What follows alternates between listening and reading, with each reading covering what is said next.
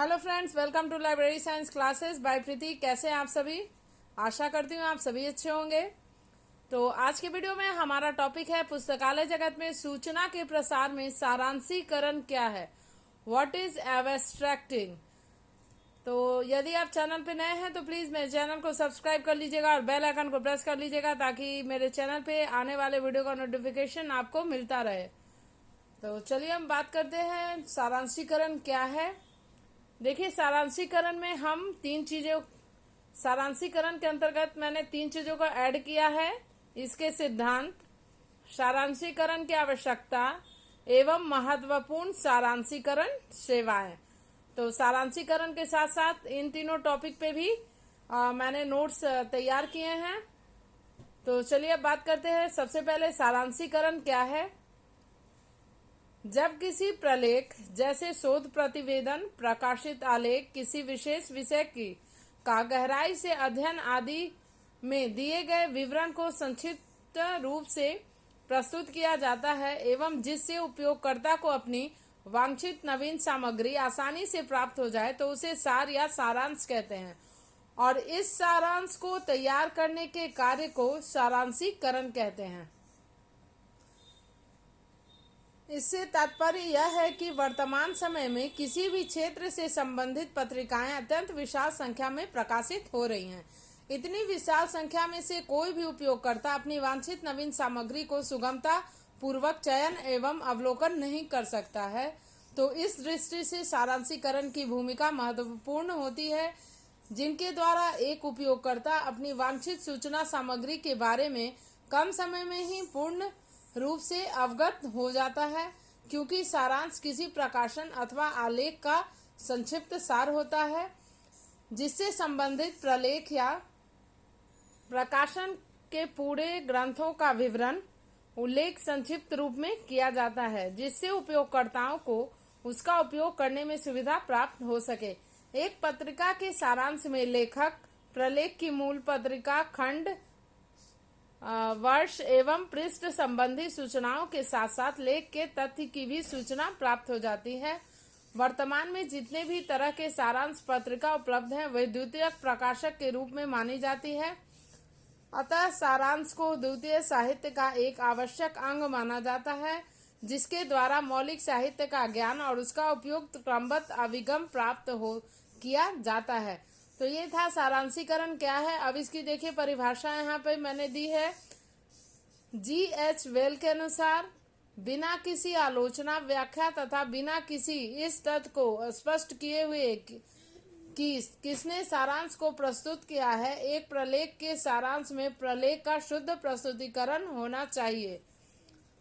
R.L. कोल्सिन के अनुसार, एक मूल प्रलेख की भौतिक सामग्री को जिस क्रमानुसार लेखक की अपनी भाषा में उस प्रलेख के सभी बिंदुओं को संक्षिप्त रूप में प्रस्तुतिकरण सारांश कहते हैं। तो फ्रेंड्स, ये था सारांशीकरण पर एक कंप्लीट नोट्स मैंने आपको दिया। अब बात यहाँ पे होगी सारांशीकरण के सिद्धांत की। सारांशीकरण के सिद्धांत क्या है। किसी भी मूल प्रलेख का संक्षिप्त रूप में होना आवश्यक है, लेकिन सारांश को प्रस्तुत करने में सारांशीकरण से जुड़े हुए कुछ सिद्धांतों का पालन करना अति आवश्यक है। इस संबंध में निम्नलिखित सिद्धांत हैं, यानी सारांश को प्रस्तुत करते समय कुछ बातों को ध्यान में रखना चाहिए और कुछ सिद्धांत का पालन करके ही सारांशीकरण का कार्य करना चाहिए। तो वो सिद्धांत क्या क्या है। आकार, size, style, words, sentence and language. आकार, लेखन शैली, शब्द, वाक्य, भाषा। आकार में देखिए क्या है, सारांशीकरण का आकार क्या होना चाहिए। वार्को एवं वर्नियर के अनुसार सारांश 1 से 1000 शब्दों का होना चाहिए। धारावाहिकों के लिए 50 से 150 शब्दों में होना चाहिए। सूचना प्रदान करने के लिए 150 से 200 शब्दों में होना चाहिए। और सबसे अच्छा सारांश माना गया है 200 से 250 शब्दों का। लेखन शैली क्या होनी चाहिए, मतलब वो किस तरह से लिखी जानी चाहिए। सबसे आसान शैली में लिखा जाना चाहिए जो उसे संबंधित उपयोगकर्ता को समझ में आसानी से आ जाए। दूसरा नंबर पे है विशिष्ट क्रियाकलापों को भूतकाल में लिखना चाहिए, क्योंकि वे भूतकाल से ही संपन्न किए जाते हैं एवं निष्कर्ष को हमेशा वर्तमान काल में ही प्रस्तुत किया जाना चाहिए। तो ये था सारांश का लेखन शैली। अब बात है शब्द की। शब्दों के उपयोग में मितव्ययता होनी चाहिए, शब्दों को क्रम में व्यवस्थित होना चाहिए जिससे कि पाठकों द्वारा आसानी से पढ़ा और समझा जा सके, और अनावश्यक शब्दों का उपयोग नहीं करना चाहिए।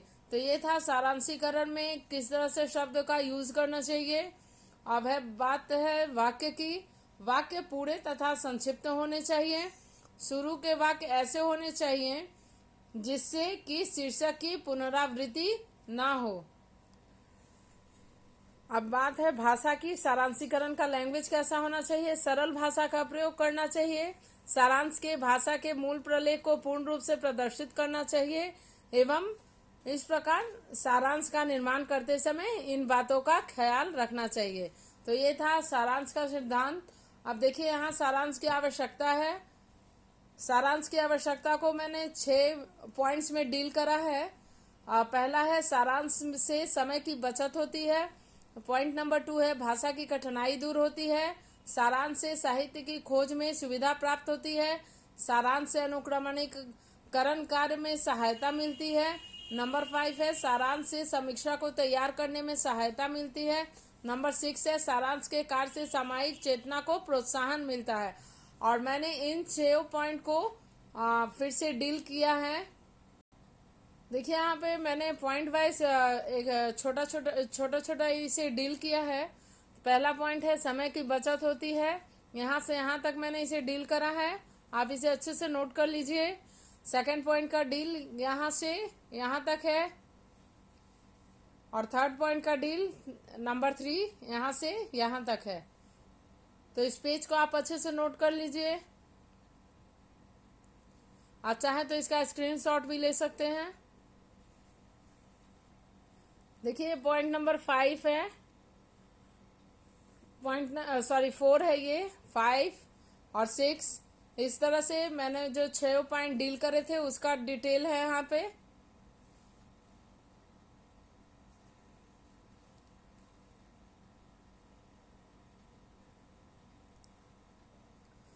तो फ्रेंड्स ये हमारा सारांश की आवश्यकता यहाँ पे खत्म होती है, आवश्यकता की डिटेल।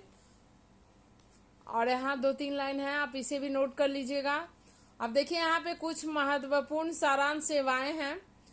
कौन कौन सी हैं। Biological abstracts, Indian science, Indian library science, LISA, Excerpta Medica, chemical abstracts, इनिस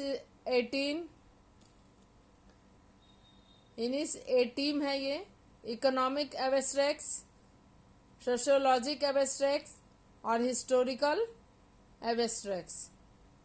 इनिस steam abstracts, economic abstracts, sociologic abstracts and historical abstracts. अब मैंने इसमें जो कुछ मुख्य सारकरण सेवाएं हैं, जैसे कि बायोलॉजिकल है, लीजा है और केमिकल एब्स्ट्रैक्ट्स है, तो मैंने इन तीनों को, मान लीजिए आपसे कोई एग्जाम में क्वेश्चन पूछा जाएगा कुछ महत्वपूर्ण सारकरण सेवाओं के बारे में बतलाइए, तो मैंने तीन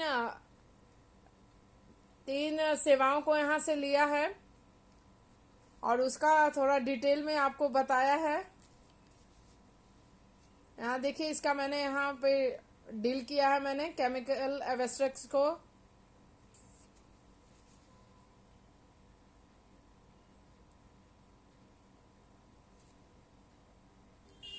देखिए केमिकल एब्स्ट्रैक्ट्स का डील यहाँ तक है।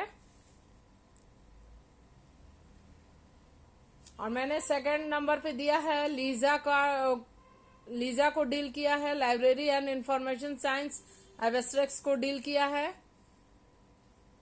यहाँ तक है ये। और थर्ड नंबर पे बायोलॉजिकल एब्स्ट्रैक्ट्स को डील किया है, ये यहां से शुरू होकर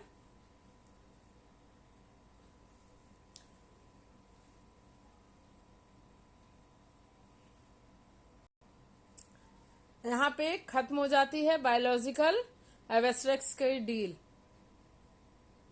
तो फ्रेंड्स आज के वीडियो में सारांशीकरण पर यही इतना ही नोट्स था।